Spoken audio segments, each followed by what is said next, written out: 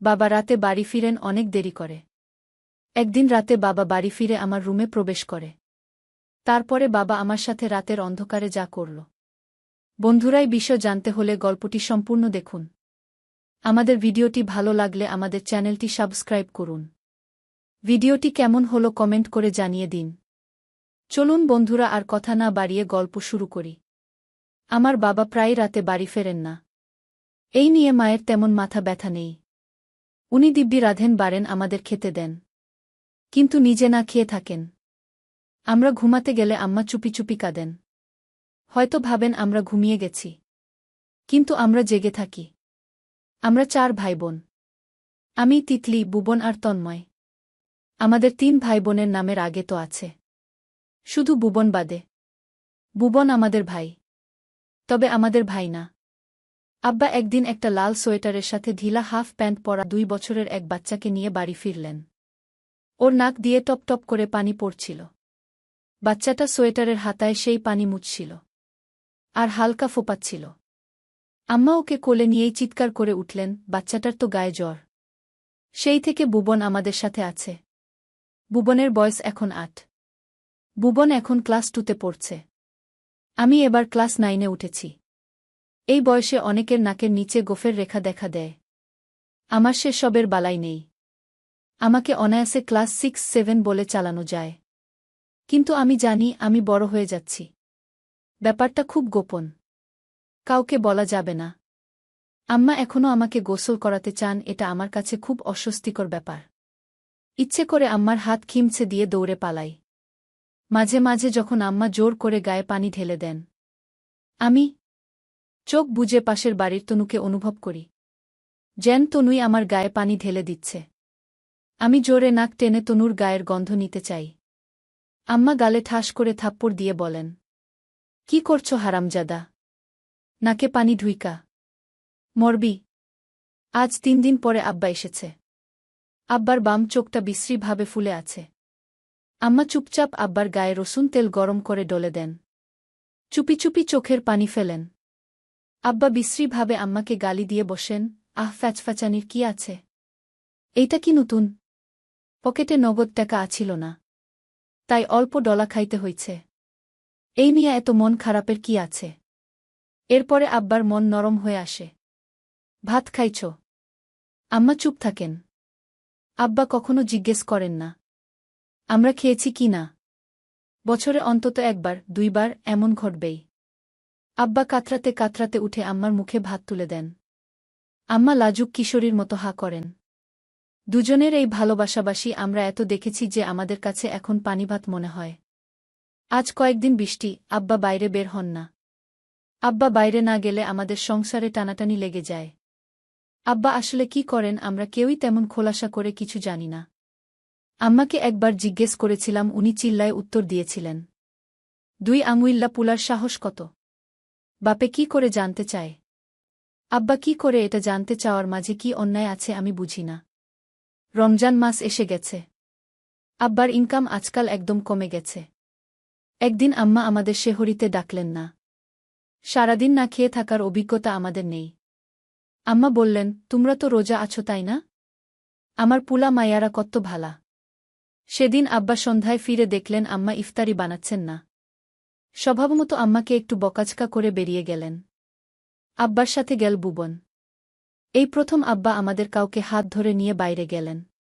রাতে আমরা সবাই খেতে বসেছি। আম্মা মুখ শক্ত করে বসে থাকলেন। আমরা 4 ভাইবোন গলা ধরে ঘুমাতে গেলাম। আমার পরে তুলতুল, তারপর তিতলি, সবার ছোট বুবন। মাঝরাতে শুরু হয় আম্মা আব্বার মান অভিমানের পালা। এইভাবে আর কয়দিন?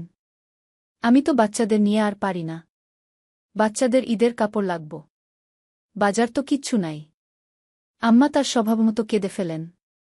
কাইল একটা বড় কিছু হওয়ার সম্ভাবনা আছে। তবে যাইতে হবে সদরঘাট। ব্যবসায়ীরা আসা যাওয়া শুরু করেছে। রমজানের শেষের দিকে আমাদের অভাব মোটামুটি দূর হয়। দোকানের বাকি শোধ হয়। প্রায় আম্মা মুরগি রাঁধেন। আম্মা মুরগির রান ঘুরে ফিরে আমাদের পাতে দেন। যেদিন বুবনের পালা না থাকে আম্মা ঘ্যান ঘ্যান করেন আমাদের সাথে, দাওনা রান্ডা বুবনরে। ছোট্ট একখান মানুষ রান ছাড়া ভাত খায় কেমনে? তিতলি ফট করে বলে ওঠে। আর যেদিন ভাত রানছিলেন না সেই দিন তো দেখলাম ওরে গোল পাউরুটি খাওয়াইতেছেন চুপচাপে। তখন রান লাগে না। আম্মা প্রথমে বুঝতে পারেননি। পরে যখন বুঝলেন ওর পিঠে দুর্দার কিল শুরু করলেন। আমরা সবাই জানি ছোট বলে আম্মা বুবনকে একটু বেশি ভালোবাসেন। একটু বেশি আগলে রাখেন। আমাদের কারো এই নিয়ে হিংসে নেই। তিতলি কেন সেদিন এমন বলতে গেল জানি না। আজকাল একটা লোক প্রায় আমাদের বাড়ি আসে। সে আসলেই আম্মা আমাদের ঘরের ভেতরে রেখে বাইরে থেকে দরজা আটকে দেন। আমরা ঘরে বসে কাটাকুটি খেলি। আমাদের বরং আনন্দ হয়। একদিন মাঝরাতে শুনি আম্মা কাঁদছেন। আব্বা কি একটা বারবার বুঝাচ্ছেন আম্মাকে, তুমি না কইরো না। বিশ্বাস করো আমি সঠিক জায়গায় খুঁজে বের করব। আম্মা বারবার বলেন না না গে।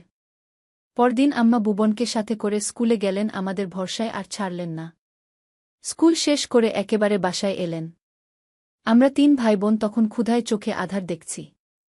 আমরা সবাই প্রাইমারি স্কুলে পড়া শুরু করলেও আব্বা বুবনকে কেজি স্কুলে দিয়েছেন। আব্বা বলেন বুবন বড় হয়ে মস্ত বিজ্ঞানী হবে। না ইঞ্জিনিয়ার না, এমনকি পাইলটও না।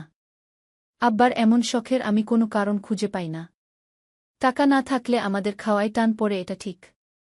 তবে আব্বা কখনো আমাদের বই খাতা পেন্সিল কম কিনে দেন না। আমি আজকাল স্কুলের এক শিক্ষকের কাছে অঙ্ক ইংরেজি দুটোই পড়ি। এমন সময় এলো কোরবানি ঈদ। বুবন আব্বাকে বল, আব্বা গরু কিনবেন না? আমরা কি কোরবানি দেব না? আব্বা বুবনের মাথায় হাত বুলিয়ে আদর করলেন। মশলাপাতি পোলাও চাউলের সাথে বুবন আর তিতলির কাপড় এলো। সস্তা কাপড়। তবুও তো নতুন। বুবন ঘুরে ফিরে ওর শার্টটা গায়ে দিয়ে দেখতে লাগল। ছোট ভাইকে হিংসে করতে নেই। তাই আমি উদাস নয়নে বই নিয়ে বসলাম। আম্মা মশলা বাটছেন। এমন সময় একটা লোক দৌড়ে আম্মার কাছে এলো। একমুঠ 100 টাকার নোট আম্মাকে দিয়ে বল, ভাবি আমার খুব তাড়া আছে। আপনি কোরবানি দিয়েন। ভাইয়ের আসতে দেরি হবে। আম্মা হাহাকার করে উঠলেন। এতগুলো টাকা হাতে পেয়ে কেউ কাঁদে আমি এই প্রথম দেখলাম। সেদিন বুবন রাতে ভাত খেল না। আব্বা কখন আসবে? আব্বা কখন ভাত খাবে এসব বলতে বলতে ঘুমিয়ে গেল।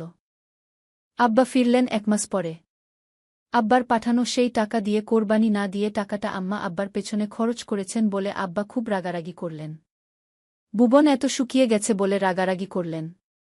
দোকান থেকে ডিম কিনে এনে আম্মাকে ডিম রান্না করতে বললেন। সবার জন্য আস্ত ডিম। আব্বা আগেই হুকুম দিলেন। ডিম আলু সেদ্ধ হওয়া মাত্র আব্বা সেখান থেকে একটা ডিম তুলে ছিলিয়ে যত্ন করে বুবনকে খাইয়ে দিলেন। বুবন সেখান থেকে এক টুকরো ডিম আব্বার মুখে তুলে দিল। এই প্রথম আমি আব্বাকে কাঁদতে দেখলাম। আব্বা বলে উঠলেন, আজ সবাই এখন ডিম সিদ্ধ খাও। আমি? একদিন দুপুরে আম্মা ঘুমিয়ে আছেন। আব্বা হঠাৎ বুবনকে হাত ইশারায় কাছে ডাকলেন। নিজ হাতে ওর ধোয়া শার্টটা পরিয়ে ওকে বাইরে নিয়ে গেলেন।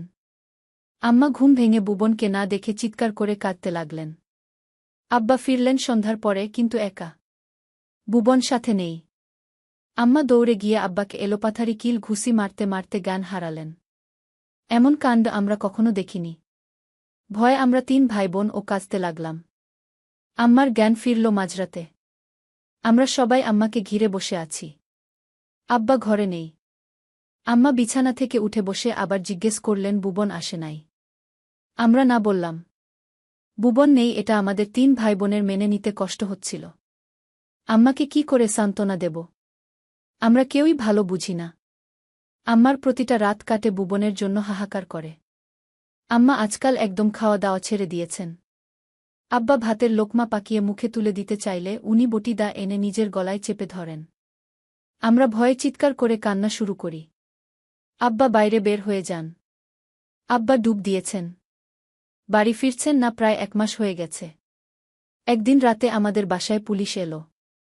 আমাদের ঘরের সব জিনিসপত্র উল্টে পাল্টে দেখে চলে গেল। আম্মাকে ডেকে কি জিজ্ঞেস করল কে জানে? এর 2 দিন পরেই আমরা আমাদের এলাকা ছেড়ে জুরাইন চলে এলাম। আম্মা এক রাতে চুপচাপ মারা গেলেন। আমি তখন ম্যাট্রিক পরীক্ষা দিয়েছি। আম্মার খুব শখ ছিল আমি কলেজে পড়ি। তার আগেই আম্মাকে কবরে শুইয়ে দিয়ে এলাম। আমার রেজাল্ট বের হবার 2 দিন আগে আব্বা ফিরলেন। আব্বা এবারে একটা দোকান দিলেন। ছোট্ট স্টেশনারি দোকান। আমরা এখন জানি আব্বা কি করেন। আমাদের দোকান বেশ ভালো চলছিল। আমি কলেজ ছেড়ে বিশ্ববিদ্যালয় পাশ করলাম। তন্ময় কলেজ পাশ দিয়ে এখানে ওখানে ব্যবসা করে বেড়ায়। তনিমাকে সে ধুমধাম করে বিয়ে দিল। আমার চাকরিবাকরি কিছু হয়নি।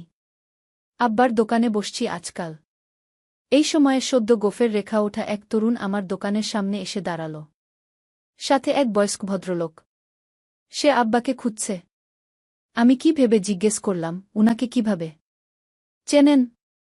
ছেলেটি একবারও দ্বিধা না করে উত্তর দিল, উনি আমার আব্বা। আম্মা মারা যাওয়ার পরে আমার অবাক হবার ক্ষমতা চলে গিয়েছিল। আমি ছেলেটির মুখের দিকে ভালো করে তাকিয়ে বুঝলাম ছেলেটা ভুবন। আমি ভুবনের হাত ধরলাম। ওর ঠোঁট কাঁপছে। আমি ভুবনকে আব্বার কাছে নিয়ে গেলাম। পরদিন এয়ারপোর্ট দাঁড়িয়ে আছি। আব্বা থরথর করে কাঁপছেন। ভুবন আব্বাকে জড়িয়ে ধরে কাঁদছে। আব্বা, আপনি না চাইতেন আমি বিজ্ঞানী হই। আমি আপনার স্বপ্ন পূরণ করতে আমেরিকায় পড়তে যাচ্ছি আব্বা। আমি আপনার স্বপ্ন পূরণ করে ফিরে আসব আব্বা। ততদিন আপনি শুধু বেঁচে থাকবেন। আমাকে কথা দিন আব্বা। আমার আব্বা কথা দিলেন তিনি বেঁচে থাকবেন। এই হচ্ছে আমাদের আব্বা, যিনি অভাবের তাড়নায় অন্যের পকেট কাটতেন। ধরা পড়ে মাঝে মাঝে গণপিটুনি বা পুলিশের মার খেতেন। বছরে অন্তত 2 বার কারাবাস করতেন। একদিন তিনি একটি শিশু কুড়িয়ে পান। তারপর বহু কষ্টে সেই ছেলের ঠিকানা খুঁজে তার বাবা মায়ের কাছে ফিরিয়ে দেন। ভদ্রলোক এসে ভুবনের হাত ধরেন। আব্বাকে বলেন, দোয়া করো। আমার আব্বা তার পবিত্র 2 হাত তুলে তার সন্তানদের জন্য দোয়া করলেন।